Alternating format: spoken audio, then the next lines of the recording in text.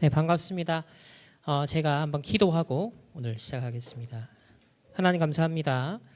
우리 하나서밋스쿨 귀한 렘넌트들을 하나님 인도하여 주시고 또 함께 복음의 눈으로 문화를 재해석할 수 있는 시간을 허락하여 주니 감사합니다. 우리 렘넌트에게 복음으로 분별할 수 있는 영적 눈이 깊이 각인되는 시간 될 수 있도록 성령께서 충만하게 역사하여 주옵소서. 예수 그리스도 이름으로 기도합니다. 아멘. 저도 어제 킹 오브 킹스 여러분들과 함께 잘 관람했습니다. 우리나라 애니메이션 치고 상당히 수준 있게 또 재미있게 성경의 이야기, 예수님의 이야기를 잘 설명을 했던 것 같아요. 그래서 복음적인 색깔, 원색 복음을 기준으로 했을 때 한 70점, 75점 정도 줄 수 있겠다 싶었어요. 그 말은 더 복음의 영적 색채가 우리 렘넌트를 통하여서 입혀진 문화 작품들이 앞으로 더 나왔으면 좋겠다라는 그런 기도 제목도 함께 생각하게 됩니다. 자, 그러면 렘넌트의 눈으로 과연 이 킹 오브 킹스, 예수님의 이야기를 다룬 이 영화를 어떻게 해석을 하고 이해를 하고 또 렘넌트는 언약을 잡을 수 있는지 함께 생각해보는 묵상의 시간을 가졌으면 좋겠어요. 묵상이라는 것은 눈만 감고 기도하는 것만이 묵상이 아니라 말씀을 가지고 복음의 눈을 가지고 세상을 분별하고 이해하고 또 하나님의 계획이 뭔지, 사탄의 활동은 무엇인지 이런 것들을 두루두루 생각하는 것, 찾아내는 것, 이걸 다 합쳐서 묵상이라고 하는 거예요. 자, 저는 이 킹 오브 킹스를 이렇게 봤습니다. 자, 첫 번째로 일단 세계적으로 미국에서 큰 흥행을 했어요. 우리나라 영화 중에서 미국에서 제일 히트 쳤던 것 중에 뭐가 있는지 혹시 아세요? 기충? 기생충. 천천히 말해도 괜찮아. 기생충이라는, 그래서 21세기 전 세계 영화인들이 꼽은 1위의 영화가 기생충이에요. 근데 이 기생충이 미국에서 돈 번 것보다 이 킹 오브 킹스가 돈을 더 많이 벌었어. 그 정도면 흥행을 했고 성공을 했죠. 그만큼 사람들의 기대가 굉장히 커졌습니다. 그래서 굉장히 저도 기대하고 사실 봤었고요. 그리고 이 장성호 감독, 이분의 간증도 제가 들었어요. 제가 간증을 처음부터 끝까지 한 40분 정도 되는 걸 다 들어보니까 그래도 이분이 은혜를 받은 분은 맞구나. 나름대로 이 복음의 또 신앙의 신실함이 나름대로는 있구나. 좀 그런 걸 생각을 하고 있었고요. 그래서 영 이상한 영화는 아닐 것이다 라고 미리 생각하고 영화를 봤었습니다. 무엇보다도 이 영화는 제작 기간이 10년이 걸렸어요. 그만큼 예수님 이야기를 다뤄서 성공한다는 건 세상에서 요즘 쉽지가 않아요. 그런데 중간에 막 돈도 떨어지고 또 코로나 때문에 투자자도 많이 떨어져 나가고 도대체 종교적인 이야기, 예수님 이야기로 돈 벌 수 있겠냐? 그것도 미국에서. 이렇게 사람들이 불신앙하고 낙심하고 포기하려고 할 때마다 또 기도하고 헌금하고 막 사람들이 마음을 모으고 해서 이렇게 하나님의 은혜 가운데 어쨌든 이런 예수님 이야기를 다루는 영화가 하나 나왔어.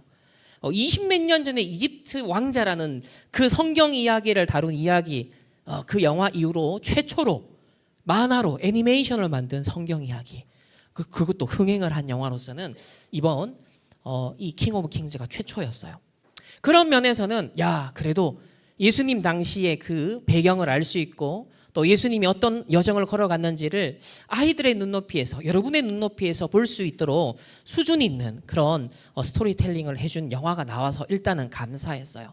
그리고 이 영화에 세계적으로 유명한 그런 미국의 영화 배우들, 굉장히 유명한 사람들이 성우로 참석을 했고요. 또 우리나라에서는 누가 참석했냐면 이병헌 씨라든지 또 이한희 씨, 진성규, 또 양동근, 이런 한국의 유명한 스타들, 배우들도 우리가 어제 봤던 영화의 그 목소리에 등장을 했습니다. 그러니까 그만큼 수준 있고 퀄리티가 꽤 있다라는 거죠. 그리고 설민석 씨가 얼마 전에 이 킹 오브 킹스가 나오고 이게 아마 대단한 작품이 될 것 같다라고 하면서 예수님 이야기, 그거를 또 역사적으로 설명을 했어요. 이렇게 영화를 두루두루 홍보하면서 사람들의 기대감은 커지고 있었습니다. 자, 이 이야기가 시작될 때 누가 등장합니까? 윌터가 등장해요. 그리고 아들 윌터에게 아버지가 왕 중에 왕이 있다. 바로 예수님의 이야기를 내가 들려줄게 하면서 삐져있는 아들을 마음을 돌이킵니다. 그러면서 시작된 이제 어린 왕 예수 그리스도의 이야기가 이렇게 시작이 되어지죠. 몇몇 장면들 아마 기억날 거예요. 자, 그리고 예수님이 이제 성장을 해서 세례 요한을 통해서 세례를 받고 성령 충만 받고 본격적으로 예수님의 지상 사역이 시작되었어요. 그러다가 이제 광야에서 첫 번째로 뭘 만나게 되죠? 사탄의 세 가지 시험을 당합니다. 네, 예수님이 무엇으로 이겼어요? 하나님의 말씀으로 사탄의 유혹과 시험을 이겼어요. 그래서 이 애니메이션에 사탄이라는 존재에 대해서 또 이렇게 언급을 해준다라는 것, 사탄이라는 존재에 대해서 언급을 해준다라는 것, 그런 측면에서는 상당히 저도 좋았습니다. 영적인 얘기 그래도 조금 하고 있구나. 그리고 사람을 낳는 업으로 제자를 부르시는 장면이 나와요. 우리를 복음 전할 전도자로 렘넌트로 하나님이 부르시는 거죠. 12명을 예수님이 부르셔서 이렇게 여정을 시작합니다. 그리고 예수님께서 많은 병자들을 치유하고 살리고 또 그들을 위해 눈물을 흘리는 그런 참 치유자 예수님의 모습을 보여줘요. 그리고 제가 또 좋았던 건 실제로 귀신 들려가지고 막 심각하게 시달리는 남자가 나오죠. 근데 예수님께서 귀신을 쫓아내시고 그 귀신이 어디에 들어갔어요? 돼지 무리에 들어가서 돼지들이 뭐 했어요? 절벽에서 뛰어들었죠. 저런 장면이 성경에 있었어? 싶지만 성경에 있습니다. 이렇게 예수님께서 이 병자, 육신의 병자만 치유한 게 아니라 영적으로 질병든 자, 진짜 사탄에게 사로잡힌 자, 이렇게 귀신을 쫓아내는 그런 장면이 나와서 저는 굉장히 그래도 다행이다. 이런 영적 세계를 그래도 말하고 있어서 참 다행이다. 제가 우려했던 것보다는 괜찮네 라고 생각이 들었어요. 그렇게 해서 귀신 들렸던 사람이 회복되고 일어나는 그런 장면을 볼 수 있고, 또 가늠한 여인, 이스라엘의 전통 율법을 가지고서는 돌에 쳐맞아서 죽어야 되는 여인이었어요. 그런데 예수님이 용서하시고 다시는 죄를 짓지 말라 하면서 용서하시는, 죄를 사하는 권세가 내게 있다라고 예수님이 보여주셨어요. 이런 장면 하나하나는 성경 이야기 그대로를 설명하고 보여주고 있기 때문에 굉장히 건전하고 성경적으로나 신학적으로나 복음적으로나 괜찮다라는 생각이 들었습니다. 그리고 예수님께서는요, 이 오병이의 기적을 일으키셔서 육신적으로 우리의 필요한 부분도 때때로 채우시는 그런 이스라엘의 왕으로서 사람들이 보기에 저분만 따라가면 우리 잘 먹고 잘 살겠어. 이제 로마에서 석국되어서 우리는 승리할 수 있겠어. 저 능력이 우리에게 필요해 라고 사람들 마음속에 막 이런 예수님에 대한 기대감이 증폭되고 있었어요. 그래서 예수님이 좀 안 되겠다 싶어서 얘네들이 계속 배부른 거 내 따라오니까 좋은 일만 생기고 역사 일어나니까 좀 바꿔줘야겠어. 그래서 예수님이 두려움이 아닌 믿음을 가르치는, 믿음을 더 키우는 그런 훈련을 시키십니다. 예수님이 인간으로 오셨지만 참 하나님으로서 그런 하나님의 능력을 가지고 있는 초월적인 능력자라는 것을 또 보여주시고 각인시켜 주시는 장면을 볼 수 있어요. 그런 중에 예수님 물으세요. 사람들이 나를 누구 하느냐? 그랬더니 예레미야 같다, 선지자 중에 하나인 것 같다, 세례요한 같다, 엘리야 같다, 그런 대답을 하면서 그러면 너는 나를 누구로 하느냐? 그때 누가 말해요? 베드로가 그리스도라고 말을 합니다. 그 즉시 바로 이어지는 장면에 뭐가 나와요? 예수님이 또 베드로 보고 뭐라 그래요? 예수님 죽으면 안 돼요. 그러니까 사탄아 물러가라. 이런 장면까지 그대로 담아내고 있어요. 그래서 예수님의 이야기를 다루는 사복음서의 주요 흐름을 그리스도에 대한 얘기를 하네? 사탄과 귀신을 쫓아내는 얘기도 하네? 그리고 심지어 예수님의 십자가 사건을 방해하는 인간적인 인본주의적인 생각을 품는 베드로를 향하여서 사탄아 물러가라 직설적으로 탁 말하면서 하나님의 계획을 얘기를 하고 있네? 꽤 괜찮다. 그러면서 예수님이 진짜 예수님이 죽고 부활하실 수 있는 분이라는 걸 보여주시기 위해서 죽은 나사로를 살리는 부활의 능력을 예고편으로 보여주셨습니다. 그리고 난 다음에 예수님이 드디어 사람들이 저 예수님이 우리의 왕이라면 진짜 우리는 해방받을 수 있고 잘 먹고 잘 살 수 있을 거야 라는 기대를 딱 가지고 있는데 예수님이 드디어 예루살렘에 와서 야 이제 시작됐구나 사람들은 기대를 했어요. 근데 예수님이 예루살렘에 들어오셔서 했던 일이 뭐냐면 막 타락한 성전에서 화를 내시고 종교 지도자, 율법 지도자를 정죄하시고 그러면서 세 가지, 우리로 말하면 이제 세 가지 뜰이 없는 거죠. 세 가지 뜰이 없는 이 예루살렘 성전에서 사람들이 막 물건을 사고 팔고 돈을 더 많이 벌기 위해서 잔머리 쓰고 있고 이런 완전 신본주의, 완전 신본주의는 없어지고 인본주의, 인간중심, 종교로 변해버린 이런 이스라엘 성전을 보면서 예수님이 막 화를 내는 장면이 나와요. 그러면서 당시 대제사장 또 율법의 권위자들, 종교 지도자들과 대적을 합니다. 이때 유대 종교 지도자들 안 그래도 예수님의 인기가 상승하니까 저 어떻게 죽일까? 어떻게 없앨까? 어떻게 사람들의 인기를 얻지 못하게 할까? 계속 그 생각만 했어요. 없애야 된다. 음모를 꾸미기 시작했어요. 그리고 예수님 드디어 알고 있었죠. 내가 죽는다는 거. 그래서 마지막 최후의 만찬 제자들과 난 이제 죽으니까 내 살과 피를 기념하라 라고 하면서 제자들은 이게 도대체 뭔 말인가 싶으면서 자 예수님과 마지막 만찬을 나눕니다. 그 누가 배신자가 되죠? 예수님 판자가 누구예요? 베드로예요? 예수님을 판 사람이 베드로였어요? 가룟 유다 맞죠? 가룟 유다예요. 알겠죠? 가룟 유다가 예수님 팔았어요. 그리고 베드로는 예수님 3번 부인했어요. 사실 뭐 수준은 비슷해요. 그죠? 그러면서 예수님이 마지막으로 제자들의 발을 씻겨줍니다. 근데 보통 목사님이 대학을 어디 나왔냐면 한동대를 나갔는데 한동대 입학할 때 우리 세족시라 그래서 선배들이 막 발 씻겨주는 거였어. 그래서 목사님도 한동대 선배가 발 씻겨줬어. 괜히 막 부끄러운 거예요. 막 발가락에다 손가락 넣어가지고 막 씻겨주고 이러는 거예요. 그 예수님 사랑을 막 실천한다 그러면서.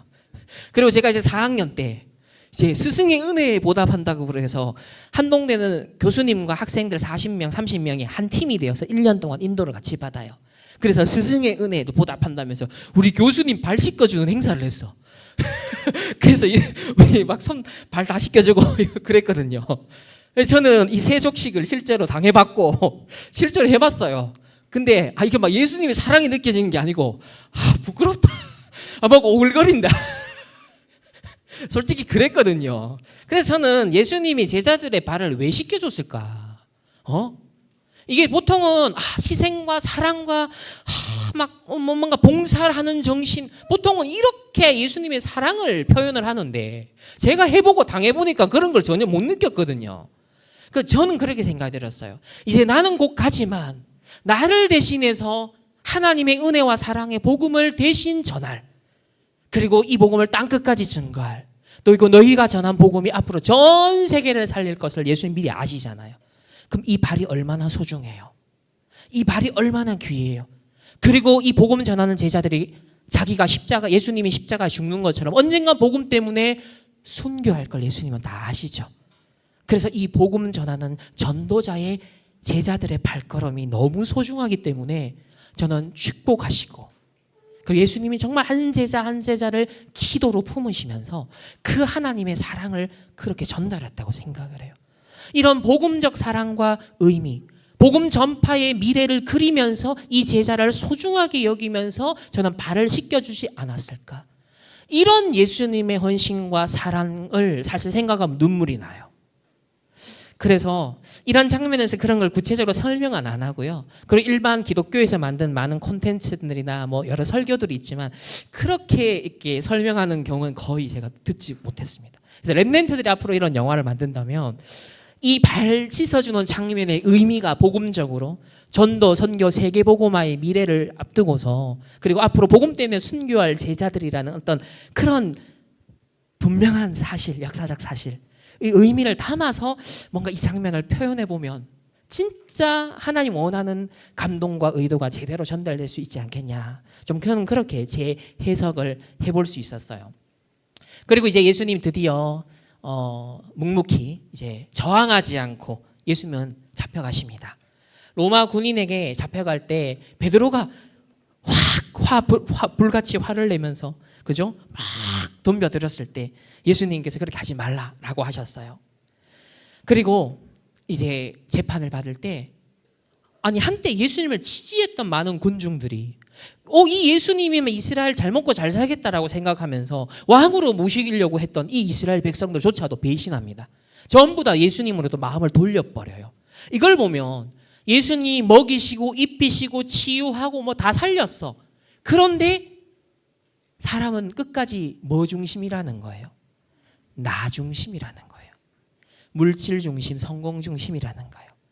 이 사단이 심어놓는 각인과 뿌리와 체질, 망대가 안 바뀌면 역사가 일어나고 배가 고팠는데 배부름을 당하고 아팠는데 치유를 받고 이래도 근본 망대를 안 바꿔주면, 근본적으로 각인된 걸 안 바꿔주면 여지없이 옛날로 돌아가고 나 중심으로 돌아간다는 것을 우리는 볼 수 있어요. 그래서 사형을 외치는 성난 군중들의 모습들을 보면서 저는 그런 장면들을 묵상할 수 있었어요. 그리고 예수님 십자가를 지고 가면서 쓰러지시는 장면도 나오고요. 참 이런 거 보면 보통 예수님 사랑 그러면 막 고난받고 나 때문에 찢기시고 매 맞고 피 흘리시고 눈물 쏟으시고 예수님 나를 이렇게 사랑했어. 보통은 이제 이렇게 사람들은 생각을 합니다. 그런데 많은 종교인들 중에서도 세상의 다른 종교 속에서도 그 종교를 위해서 희생당한 사람들 많아요. 그 종교 때문에 순교한 사람도 많고요. 그 종교의 지도자들을 위해서 자폭 테러를 하는 사람들도 있어요. 저 이슬람의 알라 신을 위해서 자기 몸을 불사르지고 폭탄 테러를 하는 사람들도 있어요. 다시 말하면 무엇을 위해서 내 목숨을 버린다, 희생을 한다라는 건 기준이 아니에요. 예수님의 십자가 죽음과 예수님의 고난이 왜 의미가 있고 왜 우리에게 구원이 되느냐를 생각할 수 있어야 되는 거예요. 예수님이 이 땅에 오셔서 십자가 죽으신 목적은 우리가 절대 인간이 해결할 수 없는 원죄와 사망 권세 잡은 사탄과 지옥 배경, 이거를 해결할 수 있는 분이 유일하게 하나님이신데 그 하나님이신 예수 그리스도가 이 땅에 오셔서 우리를 위해서 대신 죽으신 그게 의미가 있는 것이지, 무슨 종교를 위해서, 신념을 위해서, 교리를 위해서 죽는 사건은 다른 종교에서도 있는 사건이에요. 그래서 예수님이 내 때문에 죽었어 라는 그 자체만으로, 나 때문에 피 흘렸어 라는 그 자체만으로 우리에게 감동을 준다라는 건 자칫 잘못하면 본질을 놓칠 수 있는 부분입니다. 그래서 굉장히 막 예수님 고난당하는 걸 감정적으로 고양시키고 슬프게 자꾸 자극하고 그것 때문에 예수님, 그 슬픔의 감정이 도대체 뿌리가 뭔지를 생각해 봐야 됩니다. 또 예수님 마지막에 딱 십자가에 달려있을 때 옆에 한쪽 강도는 예수님 막 욕하고 한 강도는 예수님의 은혜를 구해요. 당신 하나님 아들 맞다고, 천국 갈 때 나를 데려가 달라고. 마지막 장면 잘 표현을 했어요. 그리고 드디어 예수님이 모든 걸 이뤘다, 끝냈다 라고 하면서 예수님이 죽는 장면 나와요. 그래서 끝냈다 요 표현이 그래도 나와서 그래도 전체적인 스토리 라인을 봤을 때는 성경에 있는 걸 주요 흐름을 잘 담았다 생각했어요. 그리고 저는 제일 감동됐던 장면은 이 장면이었어요.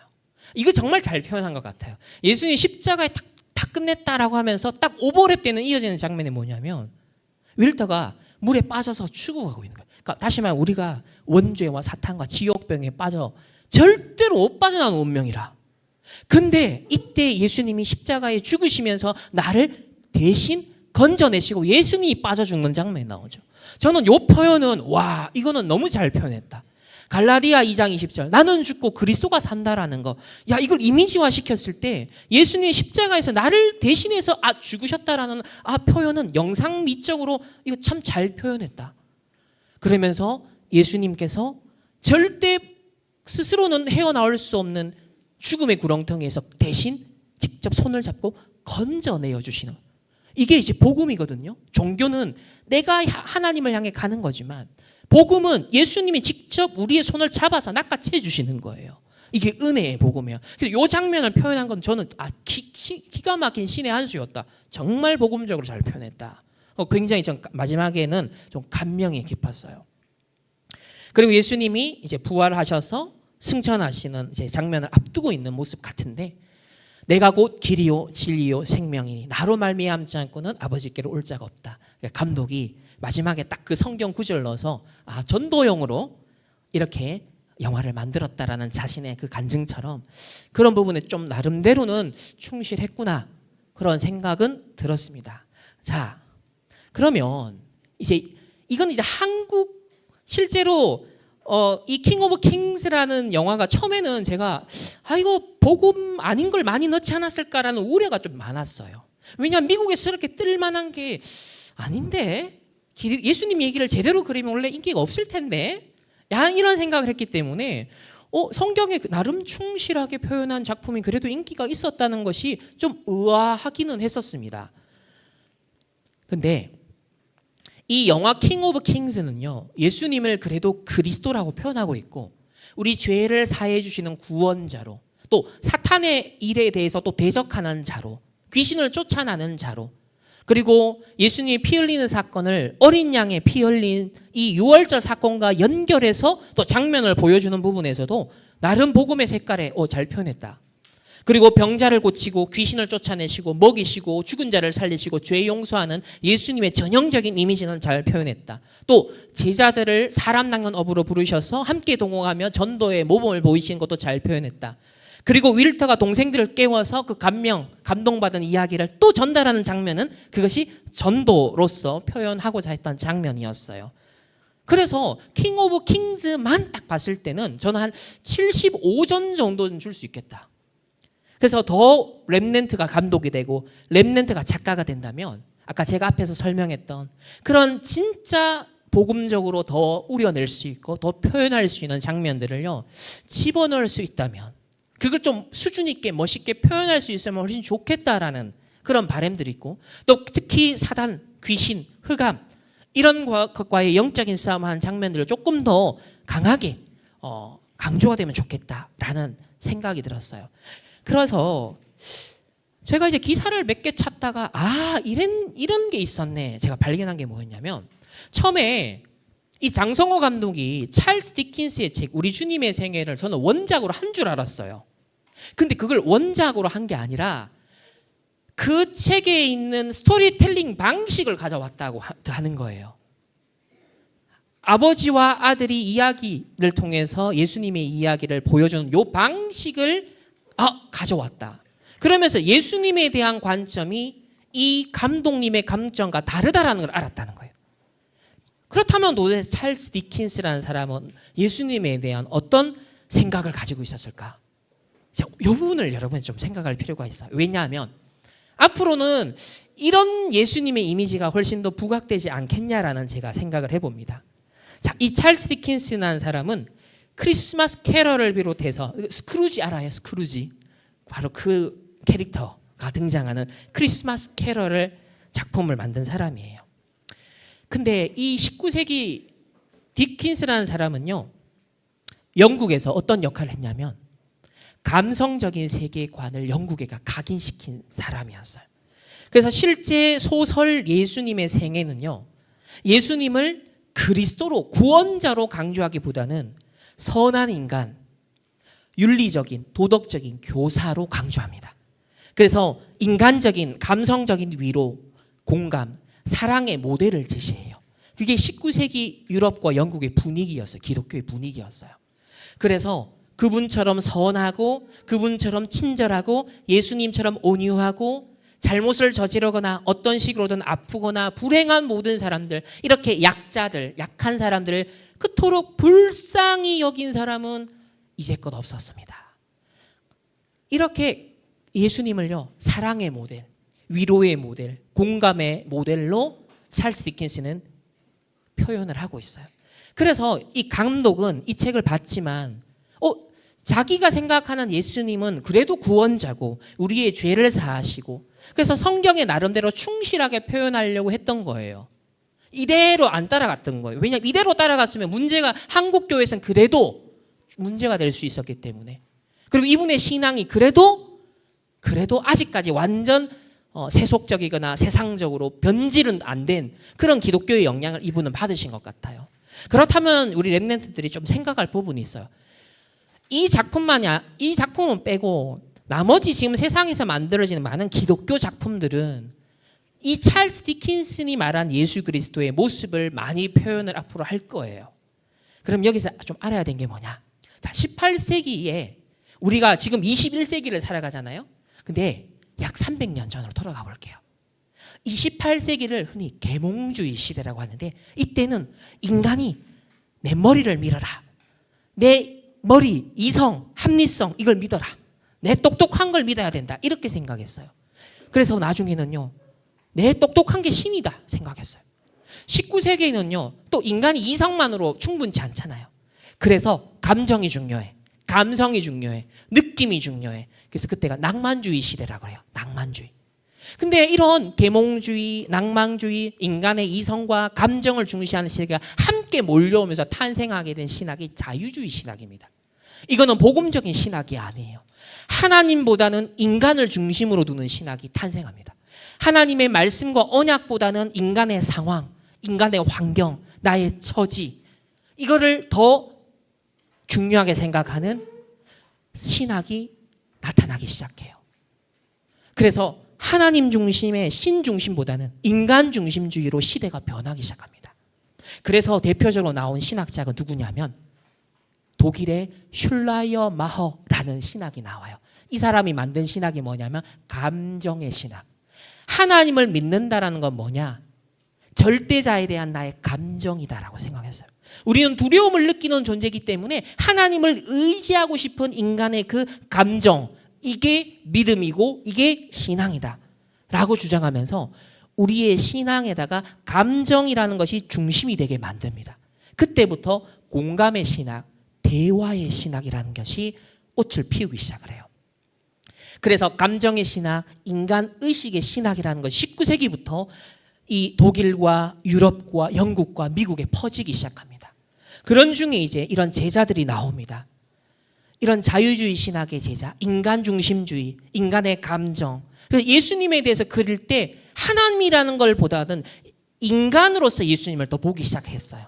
그러다 보니까 어떤 변화가 나타나냐면 구원과 하나님의 나라는 원죄와 사탄과 지옥에서 해방받고 자유받는 게 아니라 사랑과 연민과 공감의 실천을 통해서 윤리적인 휴머니즘을 실현하자, 인간다움을 실현하는 것, 이게 구원이고 이게 하나님의 나라다라는 얘기가 19세기, 20세기에 미국과 유럽을 강타하기 시작합니다. 그러다 보니까 이 유럽, 미국의 복음이 약화되기 시작해요. 그러면서 어떤 기독교 운동이 일어나냐면 사회개혁 운동하는 기독교가 일어나고요, 사회 정의 실현하는 기독교가 일어나고요. 이런 사회 복음 운동이 19세기, 20세기 유럽, 미국을 강타해요. 그러면서 어떻게 되는지 아세요? 우리나라의 언더우드 선교사님 미국에서 보냈잖아요.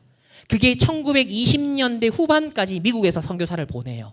근데 이렇게 복음을 전하는 것보다 더 중요한 것이 자원봉사다, 인간을 사랑하는 것, 그리고 이렇게 아픔에 공감하는 것, 그러면서 휴머니즘적인 전도, 휴머니즘적인 선교, 복음을 전하는 것보다는 이렇게 인간성을 실현하는 기독교로 변하면서 선교가 끊어집니다. 선교비가 끊어져 버려요. 그래서 미국 교회가 그때부터 타락하기 시작해요. 인간적인 예수님에 대한 이미지가 더 강해지고요, 결국 복음과 전도 선교는 변질이 됩니다. 그래서 현재 이제 우리나라 기독교의 모습을 한번 볼게요. 지금 우리나라가 꼭 100년 전의 유럽과 미국과 같은 분위기예요. 지금 우리나라 상황을 한번 보면 교회가 사회 정의, 세상의 평화를 위해서 관심이 없다. 약한 자들과 동행하는 그리스도인이 돼야 돼. 그래서 공감하는 한국교회가 되자. 정의로운 기독 시민이 되자.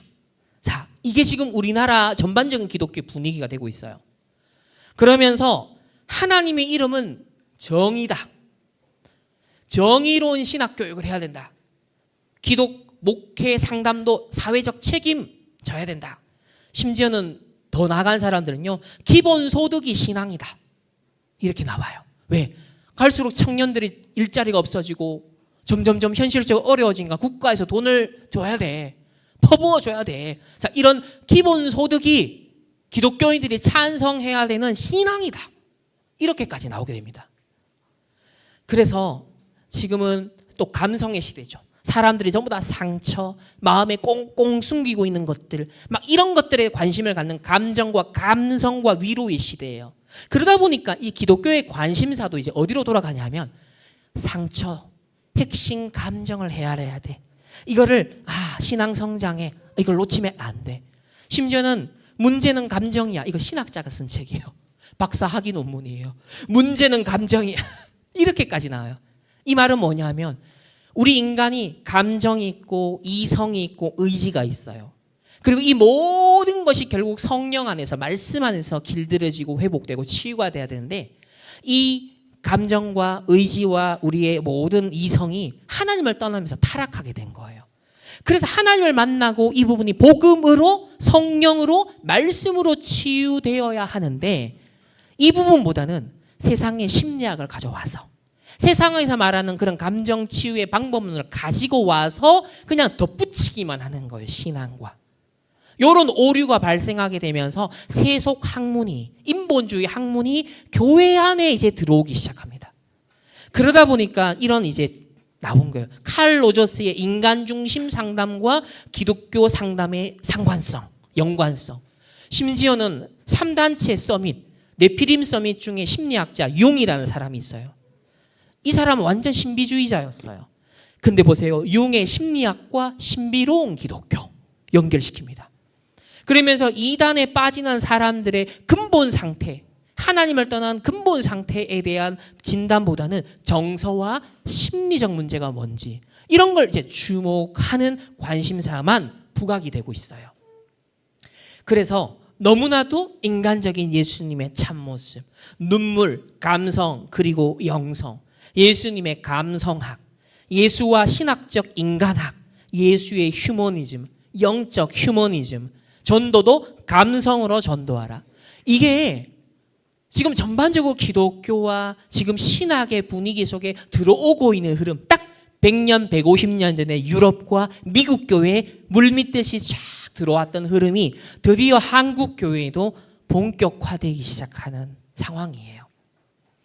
그래서 어떤 분이 이런 책을 썼어요. 심리학에 물든 부족한 기독교. 그리스도로 충분하지 않으니까 세상 것을 자꾸 끌게 되게 된다는 거예요. 방법론을. 그래서 신앙 감정론이라는 이 책은 그나마 성경적으로 복음적으로 신학적으로 우리의 감정이 성령으로 말씀으로 어떻게 길들여지고 회복될 수 있는가에 대해 거의 유일하게 나와 있는 건전한 책이에요. 그리고 칼빈 목사님은 이렇게 얘기를 했어요. 우리의 감정은 구속의 구원의 대상이다. 타락 이후 창세기 3장 이후 감정은 교만과 정욕과 우상화로 왜곡되었지만 성령 안에서 회복된 거룩한 의지를 동반한 거룩한 정서, 거룩한 감정을 회복할 수 있다. 이렇게 말씀과 성령이 중심이 된 감정 회복과 감정 치유. 이게 우리가 이제 회복하고 강조해야 될 부분인데 지금 오늘날 기독교가 그 부분을 놓치고 있어요. 세상은 당연히 그 부분을 말하지 않겠죠. 그래서 결론은 이겁니다. 이번 주 렘넌트 메시지가 뭐였어요? 14대 동안 블레셋에게 고난당한 이유가 뭐냐는 거예요. 이스라엘의 왕이 없어서 각기 자기 소견에 옳은 대로 행했다는 거예요. 복음도 예수님에 대한 이해와 이미지도 내 소견에 옳은 대로, 내 생각과 내 감정에 옳은 대로 예수님이 이랬으면 좋겠어라는 내가 바라는 예수를 찾게 되는 거예요. 성경이 계시하는 하나님이 계시하신 예수님이 아니라 나의 빈 부분을 채워줄 수 있는 예수님을 바라게 되는 거예요. 그건 마치 속국되어 있었던 이스라엘이 예수님이 왔을 때 그 능력을 보고는 와, 우리가 해방될 수 있겠구나. 우리의 배고픔을 해결할 수 있겠구나. 와, 우리 병든 거 치유받을 수 있겠구나. 야, 이스라엘 왕이 된다면 우리 대박치겠구나. 사람들이 자기의 소견에 옳은 대로 예수님을 해석하고 있었어요. 근데 오늘날 세상과 심지어 기독교가 그렇게 예수님을 바라보고 있습니다. 그래서 사무엘이요 미스바 운동을 통해서 망대를 바꾸죠. 미스바의 뜻이 뭐예요? 망대라는 뜻입니다. 망대, 히브리어로 망대라는 뜻이에요. 그래서 미스바 운동을 통해서 이스라엘을 틀린 망대를 바꿔줘요. 너희가 전심으로 여호와께 돌아오려면 이방신과 아스다롯을 너희 중에서 제거해라. 그리고 너희 마음을. 우상은 눈에 보이는 손에 잡히는 물건들이잖아요. 그런데 이 사무엘은 뭘 지적하냐면 마음을 여호와께로 향해라라고 말해요. 즉 눈에 보이는 형상 우상보다 더 중요한 건 너희 마음에 다른 우상이 있었다는 거예요. 오직과 전심이 되지 않았던, 너희 스스로 왕을 삼고 있었던, 예수님을 처음에 왕으로 삼고자 했던 그 이스라엘 동기와 영적 상태와 사실은 같았던 거예요. 그래서 우상이 마음에 딱 자리 잡는. 그래서 오늘날 그걸 강하게 말하면 정서적 우상화라고 말합니다. 감정의 우상화라는 시대를 맞이하고 있습니다. 그래서 유 목사님이 이번에 2부 메시지에서 뭐라고 그랬냐면 나를 과소평가하는 건 우울증, 조울증은 뭐예요? 나를 과대평가하는 거예요. 조현병은 뭐예요? 자기 과대망상이다. 그리고 상처는 자기 피해의식이죠. 결국은 핵심은 뭐냐면 자기를 중심으로 한다는 거예요. 내가 상처받았다? 자기 중심이에요. 아, 내가 좋았다? 자기 중심이에요. 저 사람이 싫다, 좋다, 밉다? 자기 중심이에요. 내 기준이라는 거예요. 하나님이 나를 어떻게 보시고 하나님이 이 사람을 어떻게 보실까가 아니라 내가 중심이 된다는 거예요. 그러다 보니까 오늘날 특히나 이성이 또 물론 인간을 사로잡지만 감정과 감성이 시대를 이끌어가는 시대잖아요. 그래서 내 느낌, 내 감정, 내게 조금이라도 안 좋게 감정을 상하게 했다. 그냥 밉고 원수라. 쟤랑은 상종은 안 할 거야. 이 일이 교회에서도 벌어지고 있는 거예요. 이게 뭐냐면 다 자기 소견에 이끌려가는 우상화된 그런 부분이죠. 그래서 전 세계가 자꾸 어려워집니다. 그래서 유 목사님이 사단의 12가지 전략 플러스 5가지 흑암망대. 사탄이 집을 짓고 견고한 망대를 세우고 요새가 되어가고 세상 신으로 활동을 하고 있고 세상 임금으로 활동하고 있고 이렇게 점점점 흑암이 사로잡아 간다는 거예요. 문제는 뭐냐면 내 스스로가 거기에 붙잡혀 있더라는 거예요. 내가 그것을 놓지 못하고 있더라는 거예요. 결국 영적 문제와 만나는 이런 어려운 시대에 예수님에 대해서 정확한 그리스도의 복음을 전하지 않으면, 예수님에 대해서 어렴풋하게 희미하게 대충 인간적인 휴머니즘적인 감정적인 우리를 위로해주는 예수님으로만 그렸다가는 완전 사단에 얻어걸리고 얻어터지는 거예요. 영적 문제를 못 받게 돼요. 시대 내피림을 못 맞게 되는 거예요. 그래서 장성호 감독이 만든 영화는 그나마 성경 그냥 보여주는 포면적인 뼈대를 그대로 잘 살려서 저는 75점 정도 주고 싶어요. 그러나 그 찰스 디킨스라는 썼던 예수님의 세계라는 그 진짜 책에서 말하는 건 다른 예수예요. 그래서 그거는 사회적이고 인간적이고 감성적이고 도덕적이고 윤리적인, 성경에서 말하는 정말 그리스도로서 구원자로서의 예수의 이미지보다는 다른 예수를 표현하고 있다. 그래서 유 목사는 뭐라고 그랬냐면 우리가 여기서 빠져나와야 되기 때문에 근원적인 힘이 망대가 바뀌어야 된다. 각인을 바꾸는 힘이 있어야 된다. 재창조하는 힘이 있어야 된다라고 말씀하시는 거예요. 이렇게 말씀하세요. 지난 주간에 읽은 책은 우울증 환자부터 공황증 환자가 어떤 상태인가 하는 걸 읽었다. 주로 나는 의사들이 쓴 책을 읽었다. 수십 년 동안 정신질환자만 다룬 사람, 의사가 쓴 책을 읽었다. 그분이 어떻게 답을 냈느냐. 어쨌든 그 사람들에게 위로가 필요하다. 그렇다. 근데 그분을 만난다면 내가 답을 주고 싶다. 남편이든 아내든 자식이든 누구든 옆에서 위로하는 사람이 있으면 도움이 된다. 그러나 진짜 근원적인 치료는 되지 않는다. 이 근원적인 치료는 영적 병이기 때문에 하나님의 근원적인 위로가 필요하다.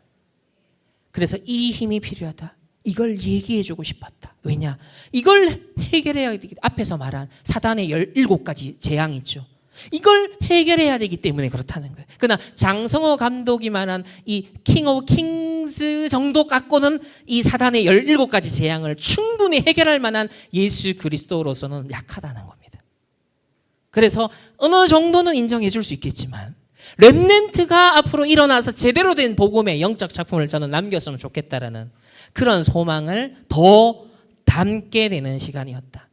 그래서 성령의 역사가 아니고는 이런 치유가 불가능한데 세상에는 복음 없고 오늘날 교회도 오직 복음, 원색 복음이 점점점 사라지고 있기 때문에 진짜 이런 근원 치유는 불가능해지고 있는 시대가 되었다는 거죠. 그래서 저는 여러분에게 묵상 포인트를 드리고 싶어요. 여러분이 만약에 예수 그리스도에 대한 애니메이션 영화를 나중에 만들 수 있다면, 그럴 수 있는 실력자가 되고 딱 위치가 딱 되었을 때 여러분이라면 어떤 장면을 잘 표현하고 싶습니까? 한번 지금부터 그거를 상상해보고 질문해보고 한번 구상을 해봤으면 좋겠어요. 그래서 나라면 예수님을 어떻게 세상에 소개할까? 그걸 웹툰으로, 영화로, 애니메이션으로 어떻게 나는 표현할 수 있을까? 한번 질문해 볼 만하지 않습니까? 그리고 마지막으로 한번 짚고 넘어가야 될 부분은 이 킹 오브 킹스가 미국에서 뭐 거의 한 4,000개 정도의 상영관에서 상영돼서, 이거 디즈니보다 더 많이 상영된 거거든요. 어떻게 이럴 수 있었냐면 배급사가 어디였냐면 몰몬교 배경의 배급사인 엔젤 스튜디오였어요. 이게 좀, 아니 몰몬교는 이단이잖아요. 몰몬교는 조셉 스미스라는 사람을 메시아로 생각을 해요. 그리고 조셉 스미스와 2대 교주였던 사람은 프리메이슨이었어요. 근데 여기서 배급사를 만든 거라. 워낙 네트워크를 잘 만들어 놓으니까 기독교인들도 거기 가서 영화를 갖다 줘야만 많이 보여줄 수 있게 되는 거예요. 저는 이걸 딱 보면서 참 한편은 씁쓸하죠. 야, 여러 배급사 중에 있었지만 그 중에 결국 선정해야 되는 건 많은 네트워크를 갖고 있는, 그 말은 뭐예요? 3단체가, 2단 단체가 현장을 장악하고 있다는 거예요. 그만큼 영향력을 확대한다는 거죠. 그 말은 뭐냐면 많은 콘텐츠를 다 받아들이면서 그걸 통해서도 돈 벌고, 그리고 자기네들이 원하는 쪽으로 영향을 미칠 수 있는 가능성이 크다는 거예요. 이게 현장의 시스템을 붙잡고 있는 사람이 할 수 있는 역할입니다. 그 몰몬교는 지금 프리메이슨 과의 연계성에 대한 연구가 지금 많이 이미 되어 있습니다. 그래서 책들도 나오죠. 몰몬교, 프리메이슨. 2대 교주의 모습이에요. 프리메이슨 표식을 늘 달고 다녔어요. 그리고 이 사람들이 만드는 성전, 템플과 프리메이슨의 성당 건축하고 연결이 되면서 이 몰몬교에서 전 세계, 지금 미국에 특히 대표적인 성전을 만들고 있어요. 근데 그 성전을 건축하기 위해서 연구를 어디에 보냐면 유럽 성당을 연구하게 했어요. 근데 유럽 성당을 쫙 연구해 보니까 그 프리메이슨들이 과거의 중세 시대에 만든 성당들이에요. 그러니까 프리메이슨 흔적들이 곳곳에 있죠. 그 흔적들을 그대로 이 사람들의 성전에다 가져와요. 그래서 이렇게 프리메이슨의 형제를 나타내는 장면, 또 눈 모양의 전시안, 그리고 그들은 점성술이라든지 그런 신비한 어떤 자연에 대해서 또 숭배하는 의식들을 다 사상들을 갖고 있기 때문에 그런 것들이 곳곳에 모티브로 상징들로 숨겨져 있습니다. 그래서 이렇게 지금 미국과 전 세계 대표적인 몰몬교 성전을 만들어가고 있어요. 여기서 또 이 사람들 돈을 많은 사람들이 헌금을 하니까 돈을 벌어서 돈을 가지고 스튜디오를 만들고 문화의 흐름을 주도하고 있다. 이런 시대에 우리 랩런트들이 무엇으로 승부할 수 있겠냐? 이 장성호 감독은 어쨌든 10년 동안 눈물을 흘리면서 자기 재산 다 털어서 이걸 만들었어. 어쨌든 그나마 그 75점짜리 저는 줬다고 생각해요. 그런데 그래봤자 결국은 몰몬교 앞에 가가지고 배급해 주세요. 좀 빌어야 돼. 우리 랩런트가 승부할 수 있는 앞으로 영적 작품이 뭐겠냐는 거예요. 네피림으로 인해서 영적으로 정신적으로 앞으로는 더 병들고 세상의 감성과 감정 치유를 말하지만은 결국 하나님의 위로가 아닌 다른 것으로 했던 것은 후폭풍이 나중에 또 올 것이기 때문에 세상은 더 많은 귀신 들림과 세상은 더 많은 자살자와 영적 문제자들이 생겨날 거예요. 그러면 그때 그걸 건드려줄 수 있는 포인트를 찝어줄 수 있는 스토리를 가지고 있는 그 부분을 표현할 수 있는 문화작품이 있다면 저는 요즘은 유튜브 시대이기 때문에 배급사가 굳이 꼭 이런 몰몬교를 거치지 않아도 이 사람들의 손을 빌리지 않아도 유튜브를 통하여서 얼마든지 그 부분을 건드릴 수 있는 작품이 나온다면 시대에 전 세계에 영향을 줄 수 있을 것이다. 렘넌트에 절대 불가능한 게 아닌 거예요.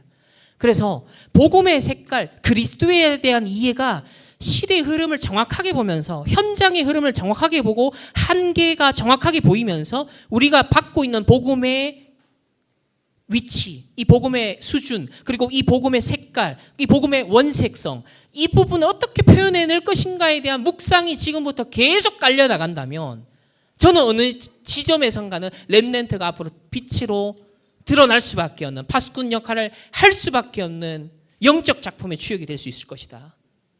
저는 그렇게 믿어요. 그래서 저는 그 중간 단계에서 장성호 감독이 K-팝 문화가 번지는 시대, 그래도 예수라는 콘텐츠를 갖고도 미국 시장을 공략해서 이 정도 해낼 수 있구나. 그러면 예수에 대한 더 정확한 영적인 부분을 건드렸을 때 영적으로 한계를 만나는 시대와 함께 이게 어떻게 할까요? 같이 만나지는 지점이 올 거다. 그때를 위한 렘넌트가 일어나야 된다. 그때 다윗의 돌을 던질 수 있는 렘넌트가 준비되어 있어야 된다. 그것을 위한 우리 교사와 부모들의 기도와 교회의 배경이 함께 모여져서 우리가 한 시대 영적 싸움 붙어야 될 때가, 그런 면에서 우리 하나 서밋스쿨의 렘넌트들, 우리 교사분들, 또 우리 귀한 사역자들이 함께 동력하는 그 흐름 속에 저는 있다. 그렇게 묵상이 되어졌습니다.